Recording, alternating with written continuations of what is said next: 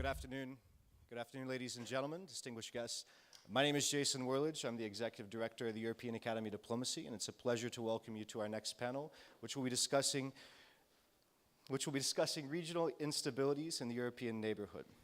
The panel is an initiative of the young global leaders of the World Economic Forum, and I think discussing European security today, we have 4 truly global leaders joining us.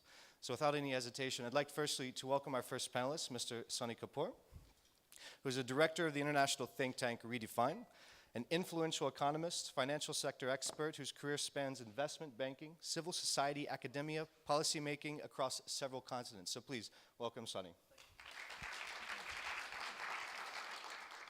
Ms. Vera Kobalia from Georgia, who's the former Minister of Economy and Sustainable Development, and also the founder of the Coalition for Justice, a Georgian NGO that focuses on protecting the rights of refugees in Georgia. Welcome, Vera.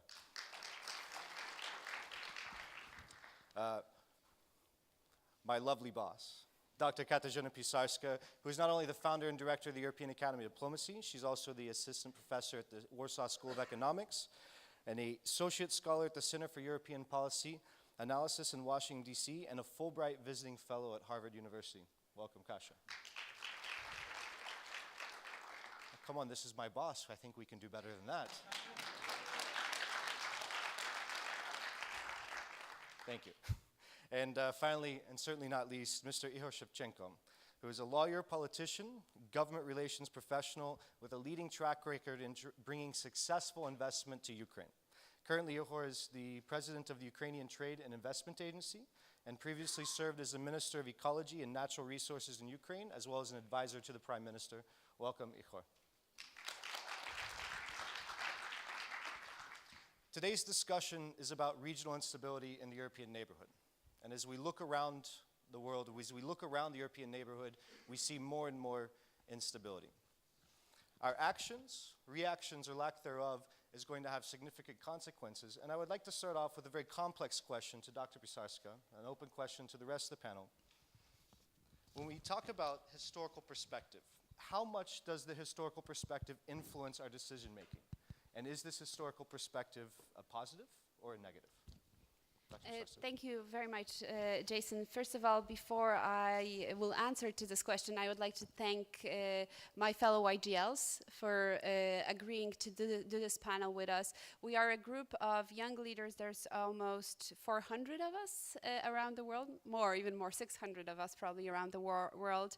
And I think this is the new generation of thinkers and politicians, decision makers, people who also see the world globally. And we're extremely blessed also to have a group of young global leaders that are in a YGL European task force thinking about what Europe is today, what is the Europe's soft power, its strength, its ability to attract, but also what is Europe's weaknesses that we have to address today. And apart from this great group, also Vuk Jeremic is a YGL. You'll meet Ihor Lusic, the Prime Minister of Montenegro. So the group is growing and present here.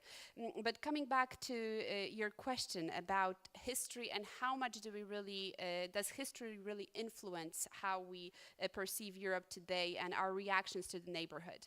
I would argue that history is not influencing our decision-making enough.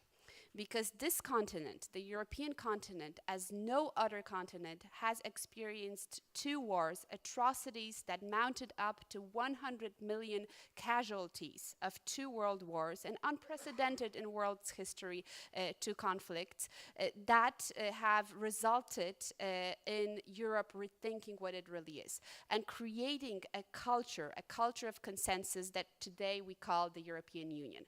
But as we are already 70 years after these conflicts, it seems that we have lost the ability to think strategically. Our thinking today inside of the European Union is basically what is the bread and butter, what is the issue of today, what is the issue of the 24-hour news cycle. And of course, we don't have the capability of actually seeing the future. And why? Well, because we are relatively safe. we have a US defense umbrella over us, and another country that is paying most of our defense expenditures, because we have grown very prosperous, and prosperity usually means comfort, and the unwillingness to move out of that comfort zone and imagine another scenario for what might happen here. And because we live in a globalized world, when again, very often we are afraid, we've become very politically correct when it comes to speaking about values and what we stand for and what has been actually the basis of our success. So when you ask me, are we learning enough of lessons from history, I would say no. Because if we would learn lessons from history, first we would understand there are existential threats to Europe and to the West as such. We would also learn more from the wonderful experience of 1989, the democratic transformations, the successes that we here in Warsaw bear fruits, but also throughout Central Europe, and to a big extent also Western Balkans, and would say we need more of that. We need to be more in Ukraine, we need to be more in Georgia, we need to be out there where people expect us and who are willing to fight for those values that we stand for, and support those countries that have the biggest ability to actually have a positive transformation. And this transformation is not for the well-being of me, you, but it's for the well-being of those nations represented, for the Georgians, Ukrainians, Belarusians, Moldovans, Azeris, Armenians, and so on and so forth. So I think those two big lessons, the wars, the two horrible wars, and the European democratic spring are these lessons we should learn from. Thank you. Mr. Kapoor. I have a slightly different take on this. I think we are not learning the right lessons from history. When the EU was awarded the Nobel Peace Prize, I was the only person with any profile the BBC could find to defend the decision. So I was on 5 BBC programs that day. And the example I used is something that's also quite personal. Both my parents are refugees in India who became refugees because of the Pakistan-India division, which remains history's largest forced migration of people. And that was 1947. And the example I used was that imagine if you woke up on Monday and somebody suggested to you that India and Pakistan were going to go to war, and your instinctive response was to laugh at them in their face because it was such a ridiculous idea. Imagine if we ever arrived there. The idea that France and Germany would go to war is completely ridiculous. And this has happened in the same frame of time. And unlike in France and Germany, in India and Pakistan, we didn't even kill millions of each other's citizens, right? So it remains history's most successful peace and prosperity generating project, the EU. That having been said, one thing I have found very strange is that the burden of history sort of looms excessively large. The grievances, be it tribal, be it state-driven, be it linguistic, the memories don't go away in Europe. I was part of several EU negotiations looking at, for example, the Euro crisis, and historical references kept coming up again and again and again, mostly very parochial and petty ones. And if you look at, for example, what's happening in Ukraine, there's a history there between the eastern part and the southern part and where that comes from, and elsewhere there's history does loom large in Europe and not necessarily in the right way. So I think I'm completely with you that the one lesson we needed to have learned, which was never again, we learned reasonably well, but we are forgetting now the lessons of the Cold War. We are forgetting the lessons of being parochial and petty and tribal. We are forgetting the lessons that actually, for a substantial part, we are responsible, especially the colonial European powers, for the mess in the Middle East, for the mess in North Africa, and for our own historical responsibility. You describe a paradox in which it's a positive that it's indescribable or incomprehensible that we have France and Germany in conflict, and yet forgetting the lessons of the past is also the problem. Okay. Vera. Just wanted to add also is that I believe that history is very personal. So what I learned growing up as a child when it was still Soviet Union, of course, what we learned as history was one, and then when I moved to Canada and grew up in Canada, history was completely different. So I think we have to judge leaders, politicians, and from that perspective. and look and see where they grew up, how they grew up, what society shaped them, and realize that what they know about history is completely different than what you might know about history. And coming from that, I think that we should review what education means and where we learn history from. I think today where we learn from mostly is from media and is from news sources on the internet, because even students, when you go to schools, yes, there is, I would argue that our educational systems all over, across everywhere, are, the quality is dropping, so we're getting information from the internet, and we're reading news stories, and we're mainly reading headlines, and we're learning history that is shaped from that, so maybe we should look at where this history is coming from, what our kids are learning, and what future generations are going to judge history from. Thank you. Ihor. Historic perspective is very important, but I would not, give that weight to it. I think we should look into the future. History is good, but we should be driven more by values, by vision for the future, and what we're going to do next. Because if we look at the historic perspective of, let's say, Ukraine-Polish relations, we have centuries of killing each other. We have really a history of bloodshed. But look at our relations now. Poland is the biggest and the most active advocate of Ukraine in Europe and probably in the world. But at the same time, if we look at Ukrainian-Russian relations, we were brotherly nations, we were strategic partners, economic partners, and security partners for many, many years. And what we have now, we have annexation of Crimea, we have aggression and occupation in Donbass, we have economic disaster in the eastern part of Ukraine, and we have massive information offensive against Ukraine. So if we look to the past, sometimes it's tricky. So we should look into the future, and we should use common sense in this respect. Yes, historic perspective is a challenge, and we should learn from the history, but we should definitely take into consideration the biggest challenges of today. And I believe the biggest challenge of today is that the old models do not work anymore anywhere. Either it's the US, Europe, Ukraine, China, or Middle East. So the technological innovations change the economic base of the whole world, and this changes the politics. Although it changes gradually, the political elites doesn't want to recognize this, but it's really changing.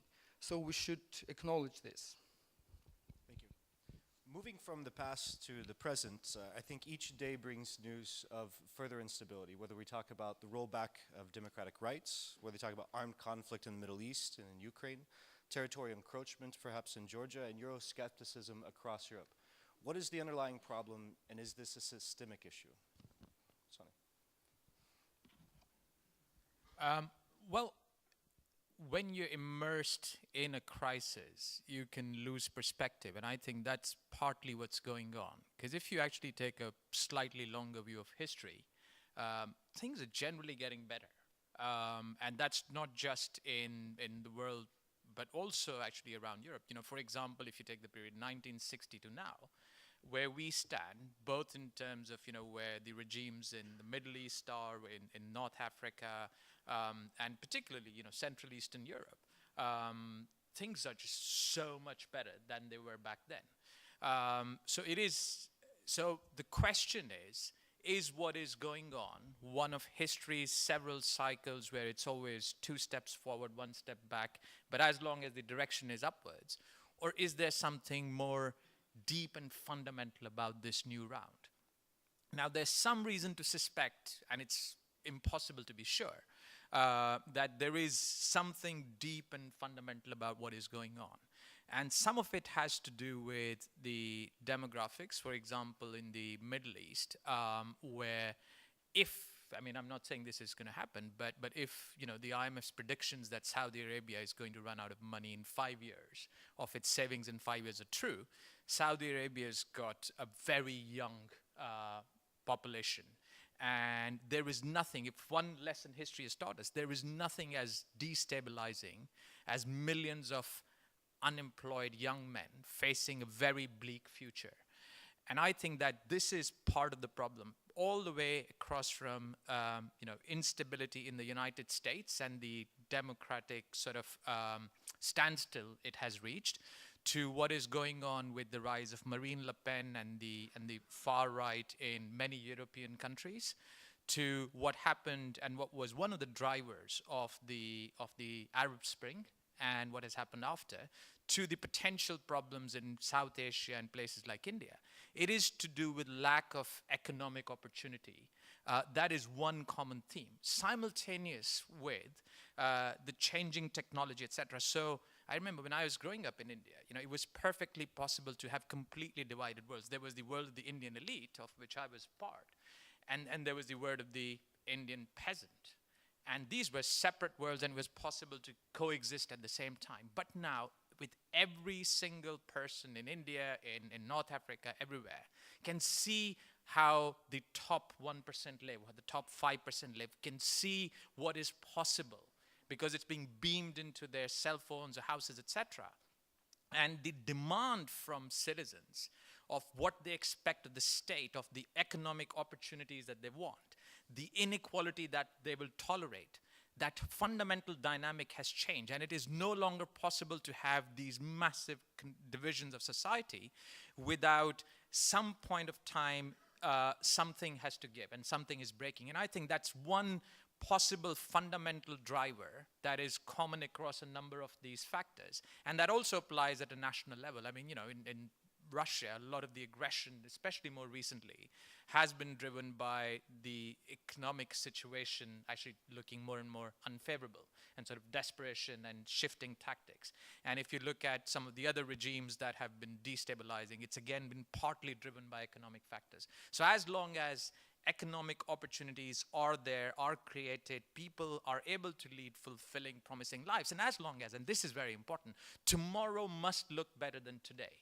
And where tomorrow stops looking better than today, where hope is lost, where the inequality is rubbed in your face, that's where everything from trust in state, trust in institutions, to the basic security apparatus can break down. So that is my fear, that there is something fundamental going on. But hopefully, as it has reversed in the past, our institutions are capable of tackling it. It's too soon to tell. If I may ask a quick follow-up, what is your confidence in governments to tackle this? The track record has not been great. I did a lecture at the European Commission on that. This I'm just using as an example. So in any ranking of the best governed countries in the world, many of the EU countries would come up near the top, right, in any top 10 or top 20 list. But the track record that I have seen of these governments both tackling some domestic issues, for example, with the financial crisis, and then the euro crisis collectively, has not inspired any confidence in me, I'm afraid. So unless there's some, and I used to make a joke, and please, I'm not an agent of any country, but about in a lecture at the European Commission, I made a joke that the single best solution to the euro crisis can come, and this is 2.5 years back, would be if Russia fired an intercontinental ballistic missile over the European landmass, because this external threat would concentrate our minds and make us work together. Now, I mean, something equivalent has happened, and you've seen how fragmented the response has been, and I think, that's a terrible indictment. So far, I haven't seen great confidence-inspiring action. It's been petty, parochial political responses. But I mean, the modern crisis is very much an ICBM. Yes. The threat, unemployment amongst youth, particularly in Middle East and North Africa, is very much a modern day ICBM. Absolutely, but it's a slow-moving crisis with the slow boiling of the frog, and by the time we get our act together, the threat is not between now and tomorrow, whereas had there been an actual sort of military threat, that would have really concentrated minds and forced them to act. So it's unclear to me whether the pace at which the threat and the decline and the problems are unfolding is enough to immediately focus minds, or complacence sets in. So far what we've seen is every time the crisis reverses a little bit, complacence sets in. So the response function is really not confidence inspiring. Many people would say that European security is also an issue of complacency. Vera. Well, as part of the Young Global Leaders Group, we do get together quite often, and during the annual summit there is a large group of us, and when I speak I'm very passionate about young people going into politics, because I believe young people that are successful in different fields, there could be an even bigger impact from what they do if they go into politics. And I speak to these young people in our community, and well, 99.9% of the time they say I would never go into politics. And the reason usually is, well, there are a few reasons. One of them is they don't want to lose their personal life. Second is because politics is too dirty. There's, you know, a lot of negativity associated to it, and so on and so forth.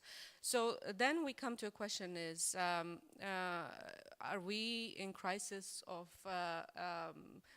politicians and young politicians and generally politics, and who do we elect and who do we end up running our governments and our countries, and especially in Europe, because I've worked on quite a few agreements with the European Union and with Asian countries, for example, as a comparison, and I cannot describe the level of flexibility when you work on agreements or when you negotiate things with Asian countries, because for some reason they are trying to, they're fighting for a better life in a way, and that's the impression that I've gotten. And when we were trying to negotiate agreements with European Union, it was just dragging on and on and on because of some small little issues that would come up. And so all of these questions coming together, I think it's not the problem that you know, European Union is still regarded, and the perception around the world that we need to look up to it. We need European Union, the Western world, to lead because the values are right. And but at the same time, what we end up with is people that are not, for some reason, leading on the global level, but more micromanaging on the national levels. And I'm hoping in the future and in the upcoming years, we will not see more ballistic missiles, but we will see more of these people coming together and leading on the global level. I mean, very often you hear, there's a paradigm in which says that young people are incapable of being politicians. Young people lack the experience, lack the knowledge to be politicians. So how do we counter this? How do we, in effort, get more people involved, younger people, young leaders involved in politics to make these changes? Well, we look, there's a lot of debate today, for example, about how the members of cabinet in Canada were selected right now, because there is a parity with gender parity, so there's 50% women. And there's a lot of debate that it should be by merit and not by gender selection and so forth. But I believe that what was right about that is that if you don't make the first step, if you don't, because those women were already there by merit, they were elected in parliament. So if you don't give them the first push, how are they ever going to get there? So I think that it's the same with youth. I think we should allow them to take positions and allow them to move up in positions in government and different institutions.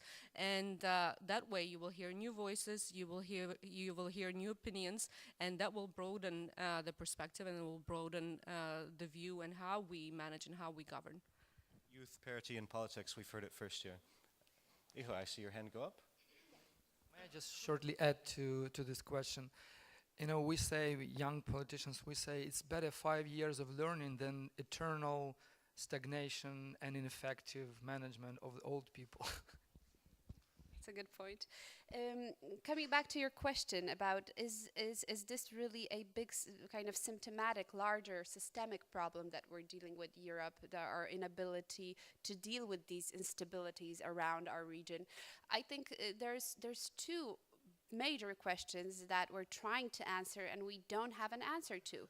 First, is democracy answering the current challenges in general the way that our publics, our societies would expect us to do so? And I fear that, you know, a lot of people in Europe stopped believing that the current systems, the governance, are really able to tackle these problems. Not because they are systematically bad, but they are systems of the past. I'm not saying that democracy is the system of the past. I'm saying that the current governance is a system that was used to governments having much more power at hand. Today, this power has dispersed. It has dispersed into Brussels. It has dispersed into this, the global, let's say, arena. And I think that this is a major problem, whether, again, our governments are able to answer, not the people, but the system, to these challenges that come with globalization. And the second big word that I think is on the mouths of everybody from Brussels to our capitals in the EU is growth. Because as Sony said, you know, if tomorrow is looking better than today, that's not a problem. But for many Western countries, well, for their children, their 20, 30-year-old children who still stay at home, the future does not look better than it did look in the 1970s, 1980s. So for the first time in the history of the European Union, we have a generation that actually might be much worse off. And this creates another debate, but it's a more philosophical debate. You know, how can we grow, but without ever growing more prosperous and demanding more? Because we also, as a global village, have to be sustainable in that growth. We have to think about the environment. We have to think about being able to do more for less. But of course, young people want to have at least the same prospects as their parents, or actually have better prospects. And that's something that the EU is not answering today. Maybe it's a short-term post-crisis thing. Maybe it's not. And the question is whether we can afford not answering this question of whether democracy works in Europe and whether growth is being assured by the governments. These are the questions we need to deal with. But is democracy as we know it now in Poland or in the United States, is this a system of the past, in your opinion? I'll say as Wilson, as Churchill said, you know, this is a horrible system, but nobody found out anything better. So if you can come and propose me something better that works, I'll be happy to consider.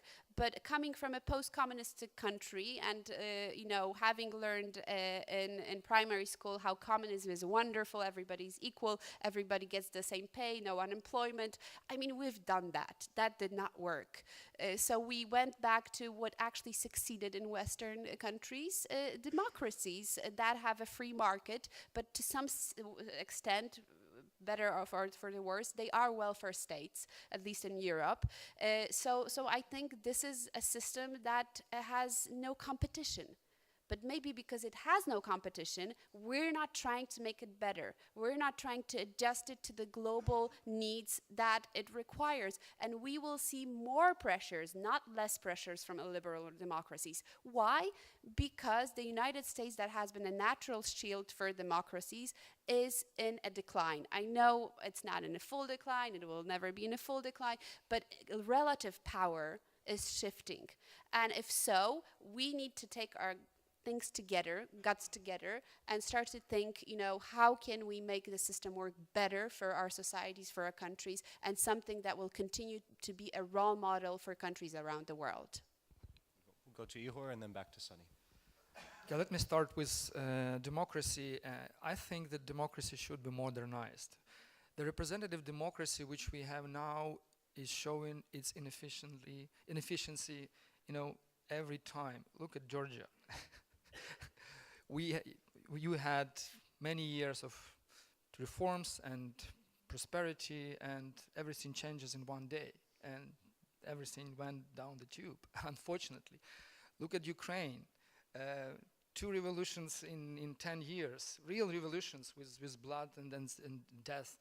So democracy should be somehow reshaped, and we should move somehow in the direction of meritocracy. Because democracy as it is now, the representative democracy, which is the realm of politicians, and information and, the television, we see how it can be manipulated and how people can be brainwashed and what result we can get. So we should rethink somehow the notion of democracy as it is. And as for the first question about the problems and challenges for the Europe, I think Europe should look more broadly, and European elite are very slow to acknowledge that the model of welfare state, which was created during the Great Depression times and aftermath of the Second World War, is not working anymore. It's not competitive anymore. It should be changed, but it's radical change for the Europe. And politically, it's not really good for the politicians because they want to get elected again. But without this radical change, there will be no better future, better tomorrow. That's my opinion. And as for the model, for the new model, we see now that the whole world it's now functioning as economic and eco organism, one single organism. Its globalization has really changed the world. But politicians and politics is still divided. We still have many, many nation states with its nationalistic interests. And unfortunately, the conflict of national interests will be growing, and we will see the rise of the radicals, the left and right radicals, and we will see it now. Until we will solve this problem, until we will find the solution to this problem, we will not have a better future and better opportunities for the young people. Two quick points.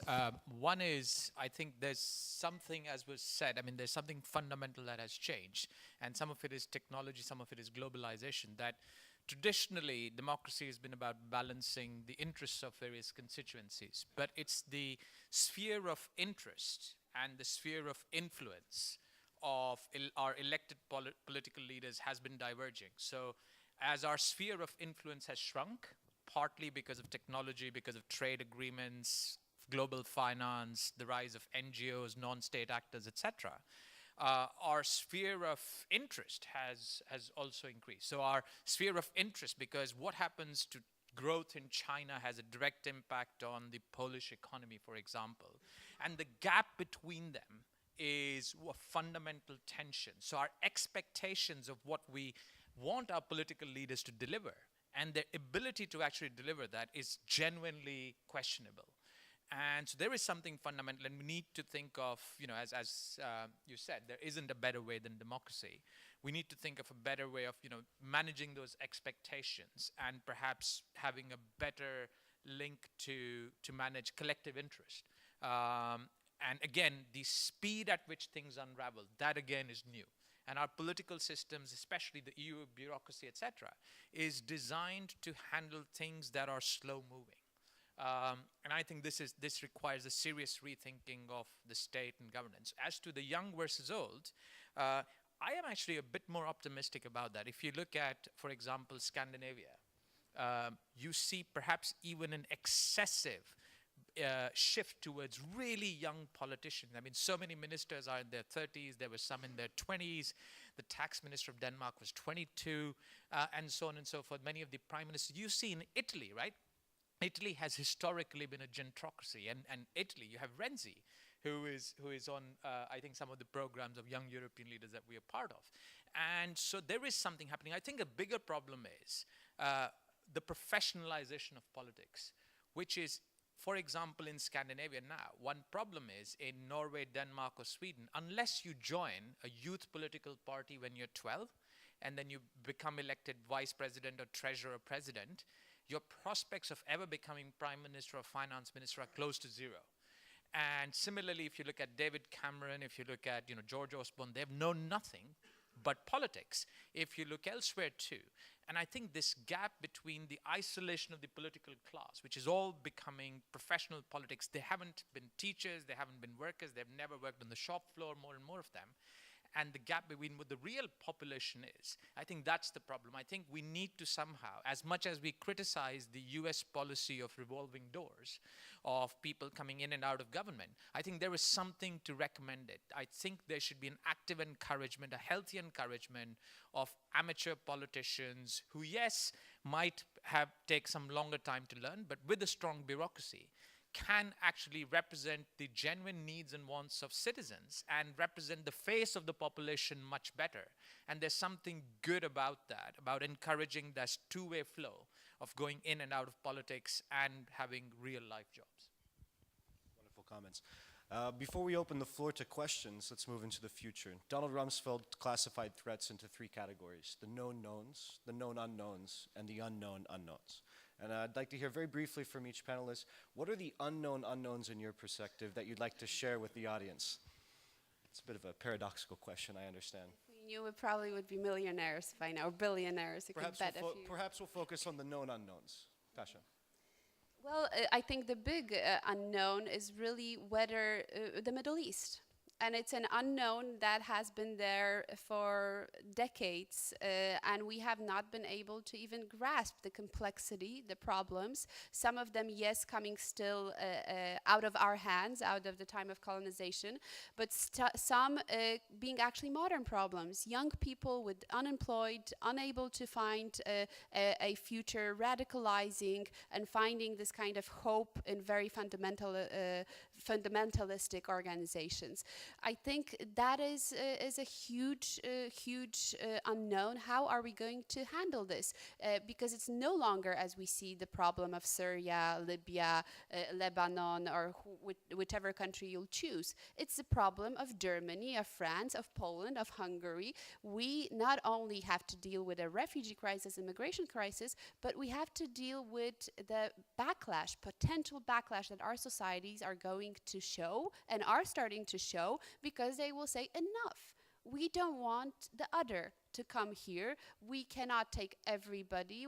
This is our model of life. I mean, we're not sure whether you will share it. So a lot of these deep internal fears that we have been working so hard to counteract in people are coming out in situations that are actually a clash. And I am personally very much against the theory of clash of civilizations. I don't think this is what we're dealing with here. But I see that because there are cultural differences and there are internal fears within us, and the massive inflow is so big that we will see actually even countries as tolerant and open as Germany as having these challenges. And of course, this comes in a time when we have populist right-wing parties all over Europe being generously supported, as we already stressed a few times during today, by the Russian Federation and the Kremlin, for good reasons from the perspective of the Kremlin. So I think the known unknown is that this is a joint challenge, that you cannot see the southern neighborhood completely differently than the challenges from the eastern neighborhood. I think that there has to be a completely different approach. The countries that are doing a huge amount of work to reform, to be European, like Ukraine, to Georgia, Moldova, and so on, and countries who are not interested in integrating with the European Union in the future. But we have to see those links happening in between and how they influence our internal situation, because only if we have our house in order will we able to actually answer in any ways the instabilities in our neighborhood. Well, I think one is no one really expected what the conflict between Russia and Ukraine a couple of years ago, and if we from Georgia ever spoke of it, that there's after 2008, there was always a frown, and the unbelievable. Come on, this is from the conspiracy theories. But the reality of today is the way it is, and the unknown, the true unknown, is what will be the next steps of the Putin government, especially with the economic downturn that they're having right now, and there are issues with balancing the budget. So what are the next steps? What we're looking and we're seeing what's happening in Syria right now. So, and I think it's truly unknown. It's not something that you can analyze and figure out at the end of the day. So I think what matters most is that how together we are in our values and in our ideas, and how we look at the way economies can change politics, economics, and not how it's so what I'm trying to say is that what we're seeing, the economic decline right now in Russia, it's having a huge impact on Putin's government right now, and they are truly turning against him, the people in his government and the oligarchs that are in power right now. So I think that economy oftentimes and how economies develop are oftentimes the answers to a lot of political questions and geopolitical questions. To know Putin's mind, I guess we could say, is the great unknown. Ihor. Okay, for me, probably the biggest known unknown is technology innovations. How technology influences our life, how technology influences politics and the history of the world. Look at the social media.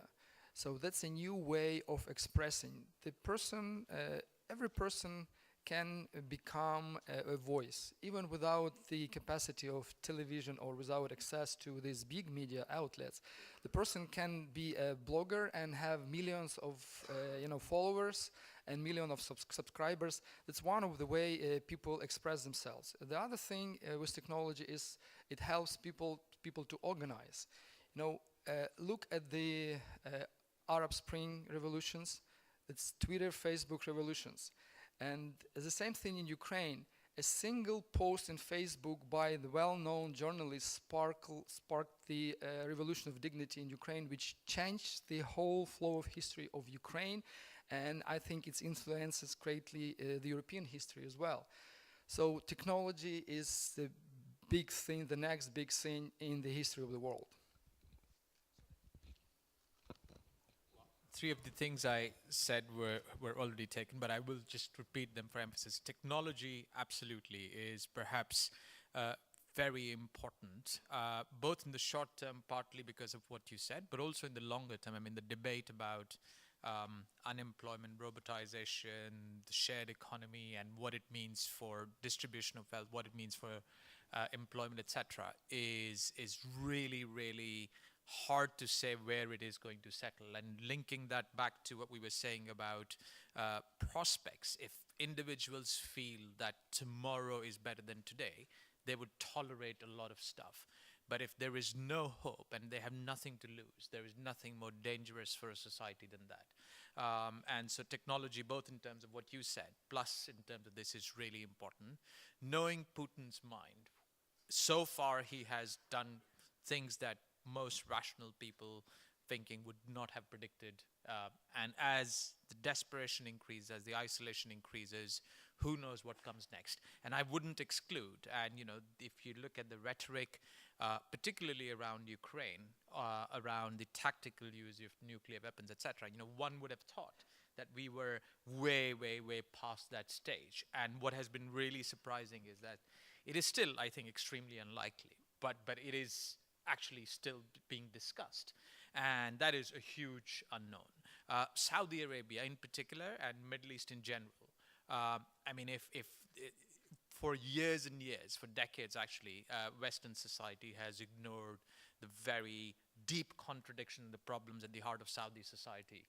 And both in terms of exports of Wahhabism and the royal family itself, which is seeing instability, plus the financial unsustainability of the state. And if Saudi Arabia goes, all bets are off. We don't know what will happen, and that is a huge, huge known unknown, because it's very hard to say what will happen. China. And what happens to the Chinese economy is another unknown. And this actually also links back to what we were discussing. You know, democracy is the best system we know. And in India in particular, this question keeps coming up when we were talking about the slow-moving decision-making in Europe and why can't politicians just decide. And the Indian messy democracy, which is, you know, comparable to the EU, is often compared with China, unfavorably so. And the problem is that history has taught us that such regimes are not resilient. They are fragile. But every year, I mean, for decades and decades now, people have been predicting the end of the Chinese Communist Party, and that has not happened so far. But it might yet. And that is just one last one is actually the rise of the far right in the EU. Again, we have been through such cycles before, and for example, in the Netherlands and, you know, in other countries, many of them have been sort of self-correcting. But perhaps this one may not be, and if it isn't, we know from the lessons of history how wrong things can go. Excellent. We'll have time for 3 short questions. If you will tell us your name and institution, and please do keep the questions short and concise, as we only have about 10 minutes left. So I hear one hand here. And we'll take 3 questions. Number 2, there's Magda, and 3 is here. Please. Okay.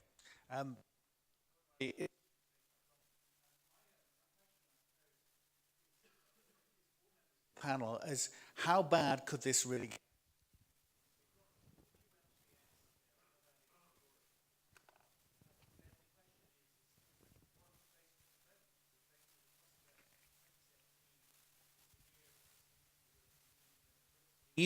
And the France. The external threat is a question for the panel. The Europe to Putin in Ukraine. The threat not merely from ISIS, but the essential destabilization of the Middle East. The prospect of massive disruption in sub-Saharan Africa, and a ring of disruption across the whole of the area around the European Union.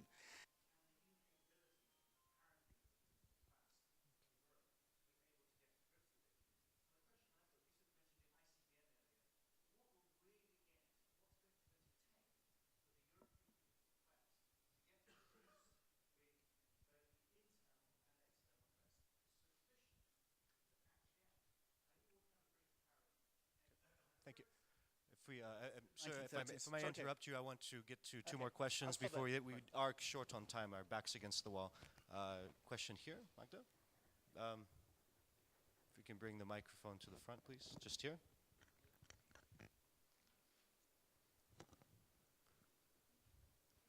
Please, could. Yeah, let's take our microphone, please.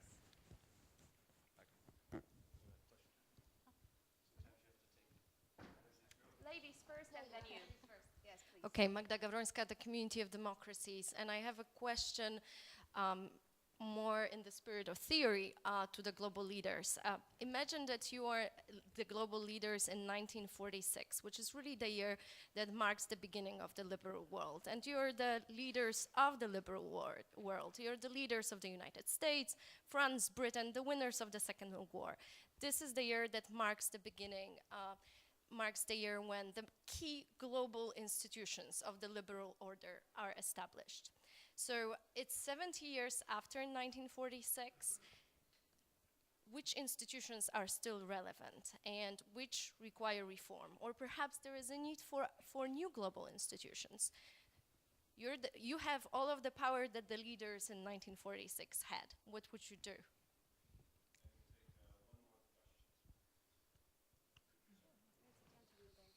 We have 2 questions here and there. Okay, let's take both. Yeah.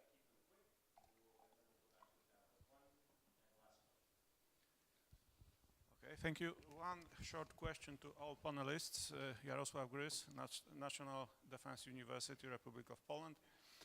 Lessons learned from history. what would you predict, which of them would be useful for the modern time? Thank you.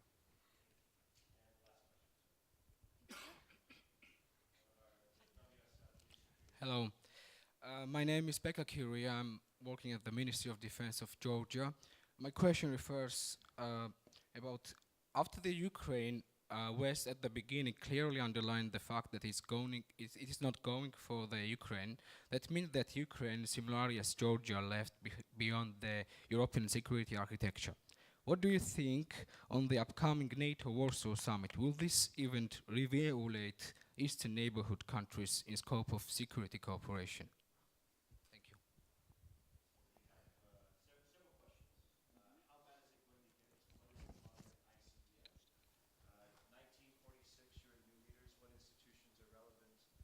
What from history should we be learning?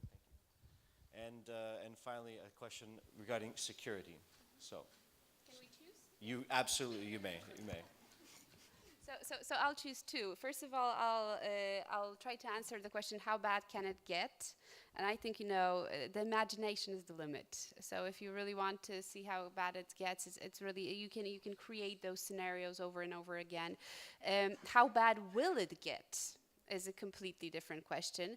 And I think that depends very much of how much sense of urgency we will be able to create inside of the European societies.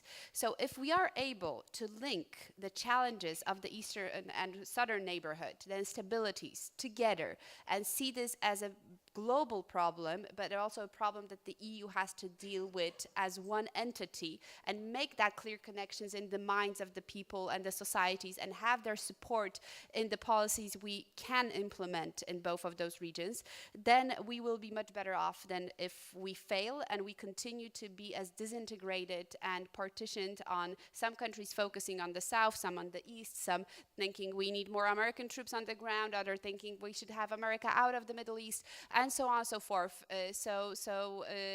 Several different voices. But all this requires leadership. And we have so far seen only one leader in Europe, that was Angela Merkel, who may actually have a spectacular fall over actually standing up to principles.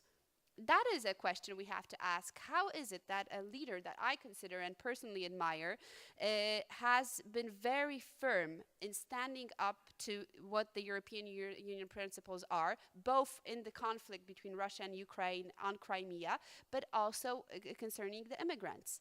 And we, the rest of the European countries, are pretty much, letting her fall on issues where she talks about tolerance, about openness, about our need to stand up for the values we believe in. So I think that's an internal question we need to ask ourselves, and it will not get as bad probably as the worst case scenarios predict, but surely we are in a time of external intensive pressures that require a cohesive EU response, and again a sense of urgency among elites that is transferred into the societies. The second question, 1946, and which institutions we would change as leaders. Well, if we believe in cooperation, as we do in the European Union, if we believe in consensus, if we are against war, if we are believe in a liberal order and an open dialogue, we need to start including others in those institutions. And I think the Bretton Woods systems, the World Bank system, has been doing a horrible job in excluding those who wanted to have a bigger voice because their economy and their population demand so. I'm talking about China, I'm talking about India, I'm talking about Brazil, the BRICS country that today are forming their own bank, Asia is forming their own bank. I think we've missed a big opportunity to actually have them form the system we have created in 1946. It's a completely different world. We're no longer winners. We have a good idea of how societies should be run, and we have a system that a lot of countries aspire to, but we're no longer the biggest, elephant in the room. we need to start sharing, and we need to start a serious dialogue with these countries, and through that reform the institutions that we have created in 1946, starting with the Bretton Woods system and starting with the World Bank, the IMF, and so on and so forth, because the quicker we do this, the bigger chances we have to actually be able to globally rule the world. Thank you, Kasia. Vera. So I wanted to continue on this point. I'm coming from Turkey right now, and Turkey is a good example where 5 years ago they wanted to join EU, and they were fighting for it, and now they don't care for it. And now when I'm coming from Ankara, and now when I was talking to people in Ankara, their visions and their directions have changed completely.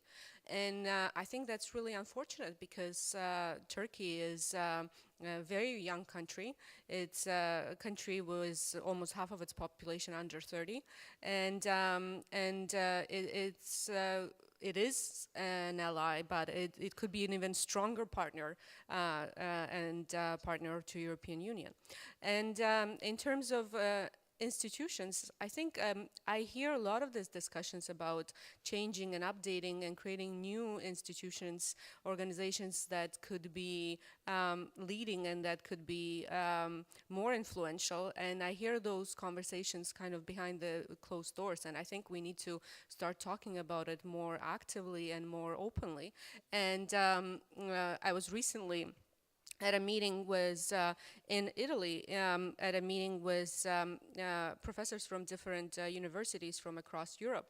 And you know, behind closed doors, we were all discussing, and mainly they were discussing how the current institutions in Europe are not working. But my question is, why are we discussing it still behind closed doors when we do, all of us here in the room, realize that there is an issue? Okay, let me start with the question of 1946. I remember a discussion we had in Harvard. We have a special program for YGLs at Harvard University, and we were discussing the UN and how ineffective it was at that time, almost 10 years ago.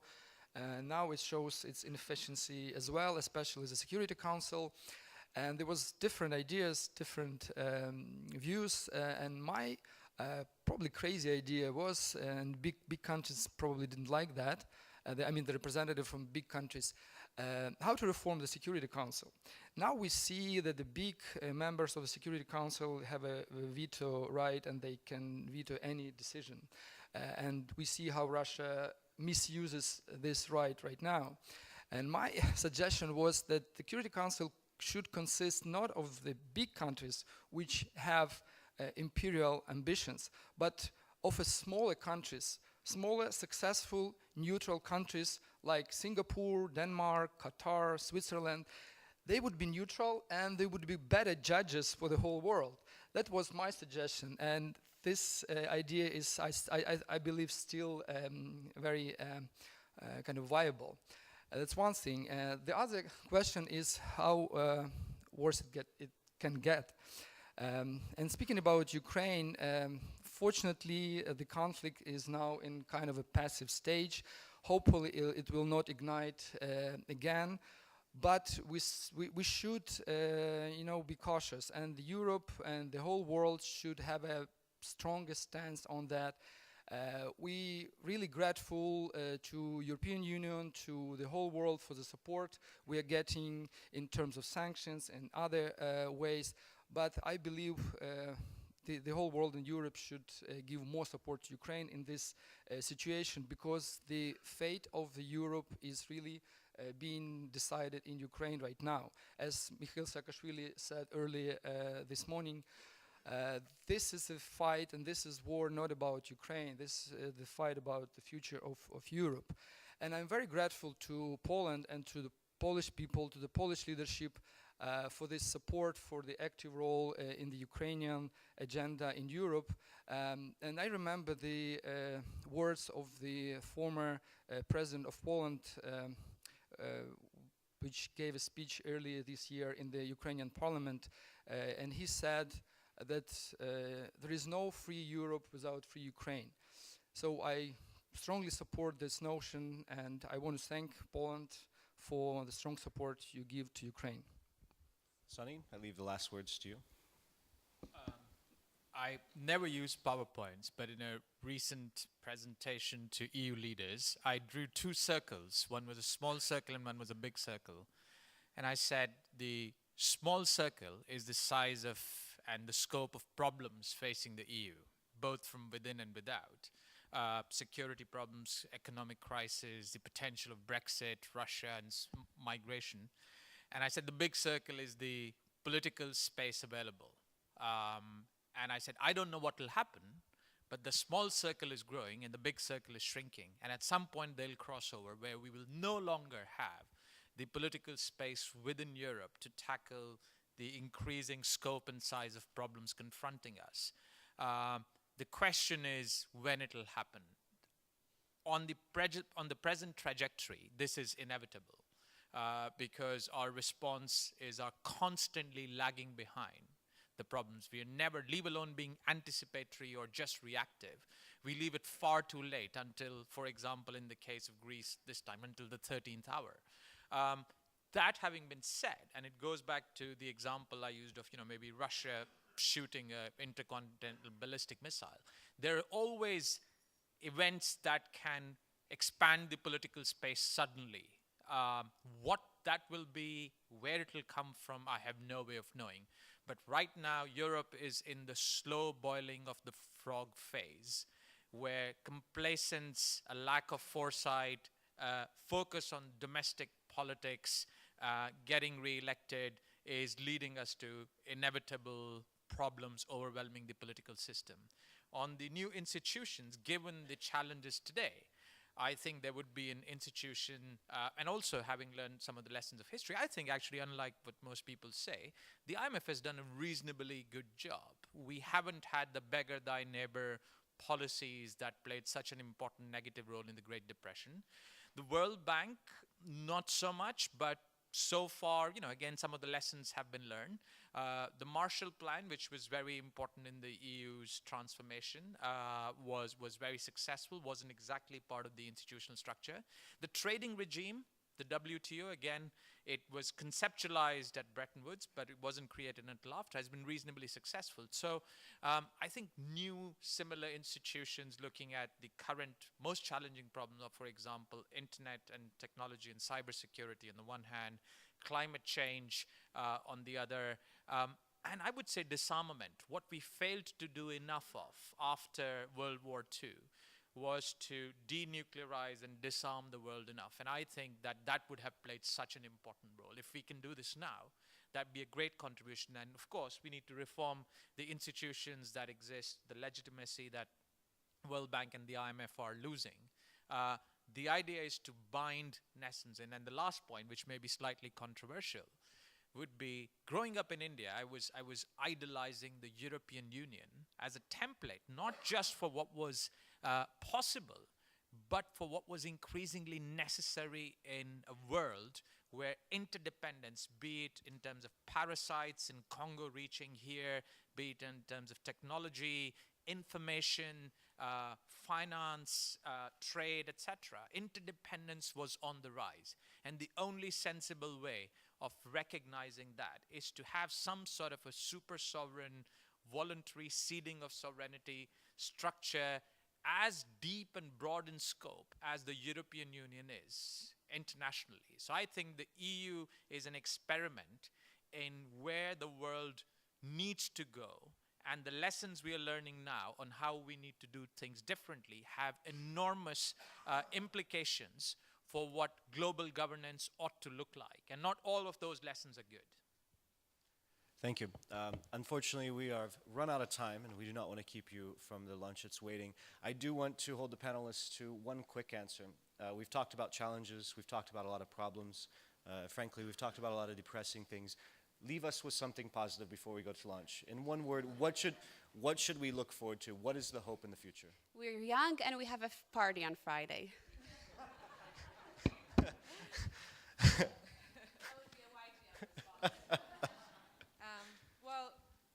At the beginning of 20th century, global life expectancy was 34 years old. Just think about it. 34 was the global life expectancy. today it's 70. So I think overall we're moving in the right direction. May I add to this? You know, young global leaders, we call like youngish global leaders, and it's and it's Young good at that in Europe people are considered young under 45. That's good. And my good thing is, again, the youth is our hope, but add to the Sony, the professional youth, the people who really deserve to be in power, who really deserve to be, to have power. So it's not only young people, it's really effective, professional people. I feel so completely lucky and blessed to be in the top 0.1% of the people who have ever walked the face of this planet. And I think many of the people in this room are exactly that. If you forget about what's around you, if you just compare yourself to even the queens and the kings of 18th century, 17th century Europe, your life expectancy, the opportunities available to you, the things you can do, the rich life you can lead is absolutely amazing. And I think overall, the world has been pointing upwards. The new potential that exists to lead fulfilling, creative, sustainable lives is absolutely amazing. The big challenge is how to make this available to the rest of the world, not just us, the elite. And there is a way in which it is possible. There is a win-win solution possible. We just have to find it. Thank you very much for the answer. I think there's a lot of positive to take from this. And at the end, if we can't find something, we can always party on Friday. So I would like to thank our wonderful panelists for an inspiring discussion. Please give them a round of applause.